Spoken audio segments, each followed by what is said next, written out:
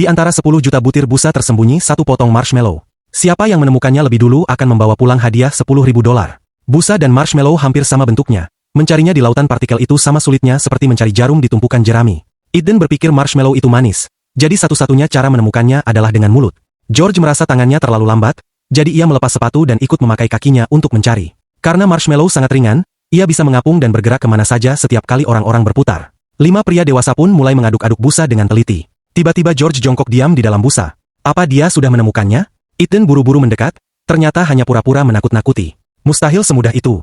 Lalu host mengumumkan tantangan pertama. Ia melempar 2 earphone ke dalam busa. Siapa menemukannya dulu akan selamat dari hukuman. Earphone berbunyi beep, tapi suara busa menenggelamkan suaranya. Mereka harus diam total untuk mendengarnya. 4 orang menempelkan telinga, mata menatap tajam seakan antena mencari sinyal.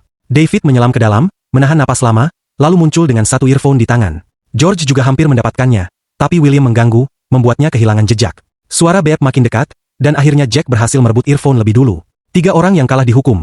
Tangan mereka diikat jadi satu dengan tali, sehingga setiap langkah harus bersama-sama. Jika satu salah, semua terjatuh. Meski tangan masih bebas, mencari marshmallow jadi makin susah. 2 jam berlalu, tubuh mereka pegal, tapi marshmallow belum juga ditemukan. Host pun memulai tantangan kedua. Eden dengan 1 marshmallow berhasil berkata 1.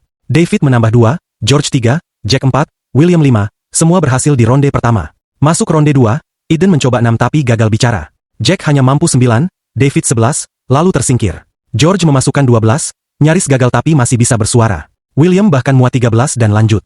Tapi ketika George mencoba 14, suaranya hilang. William dengan mulut penuh 15, bahkan 16 marshmallow. Berhasil, ia jadi pemenang. 4 lainnya dihukum. Tangan mereka direkatkan dengan lakban, jadi mengecil seperti cakar ayam. Mereka makin sulit mencari.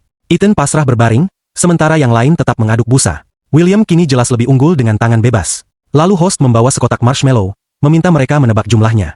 Eden menebak 80, George 83, Jack 95, William merasa 120, David 75. Hasilnya, 77.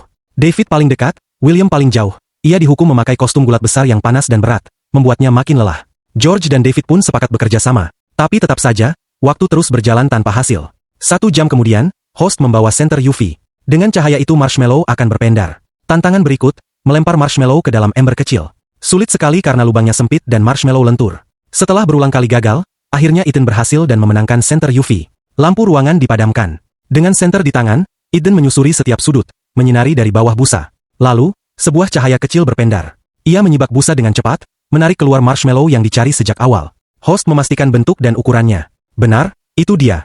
Eden resmi jadi pemenang, membawa pulang hadiah $10.000 setelah pencarian melelahkan selama lebih dari 5 jam. Semua usaha akhirnya terbayar.